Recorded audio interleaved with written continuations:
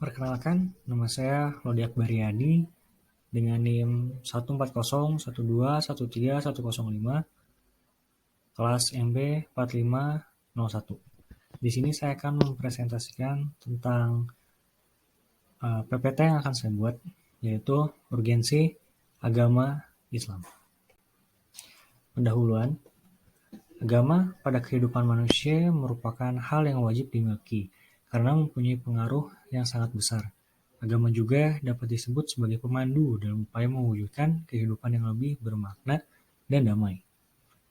Menyadari betapa pentingnya peran agama bagi kehidupan umat manusia, maka internalisasi nilai-nilai agama dalam kehidupan setiap pribadi menjadi sebuah keniscayaan yang ditempuh melalui pendidikan baik, pendidikan di lingkungan keluarga, sekolah, maupun masyarakat.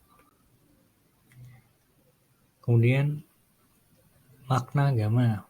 Agama itu secara garis besar adalah kepercayaan kepada Tuhan, yang diawali dengan kata ad-din dalam bahasa Arab, yaitu keyakinan tentang suatu zat ketuhanan yang pantas untuk menerima ketaatan dalam ibadah.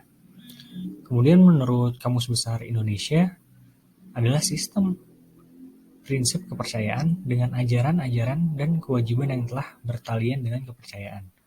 Agama juga dapat disebut dengan sistem yang mengatur kepercayaan serta peribadatan kepada Tuhan Yang Maha Esa serta tata kaidah yang berhubungan dengan budaya. Kemudian ada arti Islam. Islam itu secara arti Islam dibagi menjadi dua, yaitu secara terminologi dan etimologi.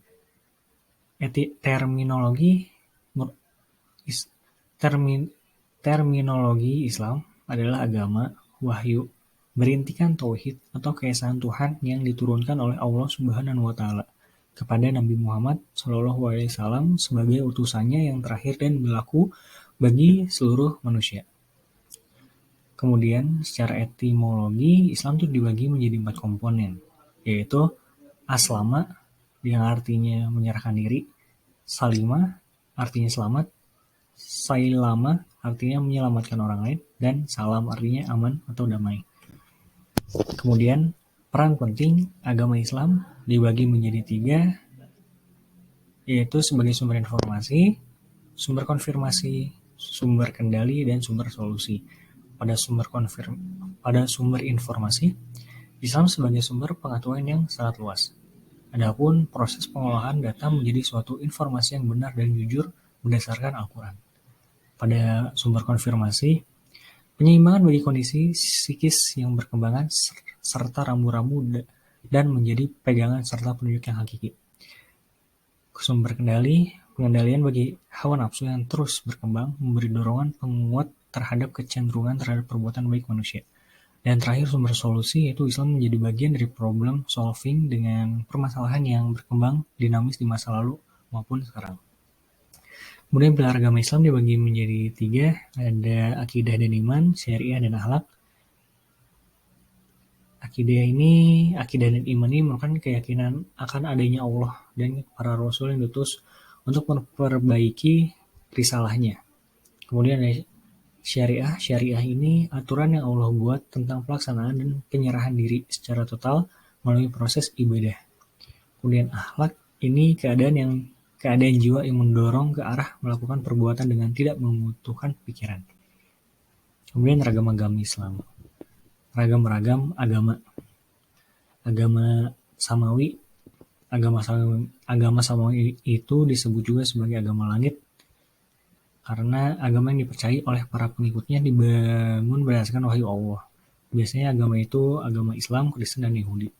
Kemudian ada agama ardi. Agama ardi itu berkembang berdasarkan budaya, daerah, pemikiran seseorang yang kemudian diterima secara global. Di agama itu contohnya agama Hindu, Buddha, dan Konghucu.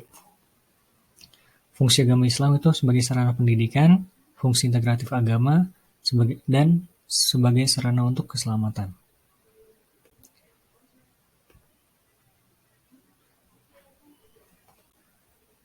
Tingkatan hidayah dibagi menjadi 3, yaitu hidayah ilhami, hidayah hawasi, dan hidayah akli.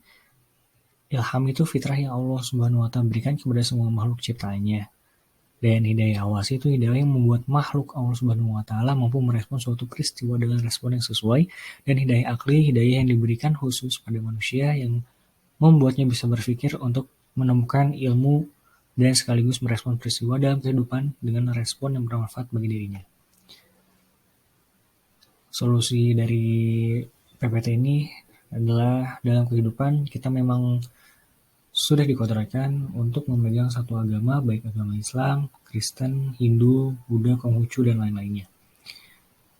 Karena dengan kita beragama, itu akan membuat hidup kita menjadi lebih terarah layaknya pemandu yang dapat mewujudkan kehidupan yang lebih bermakna. Sekian dari saya. Wassalamualaikum warahmatullahi wabarakatuh.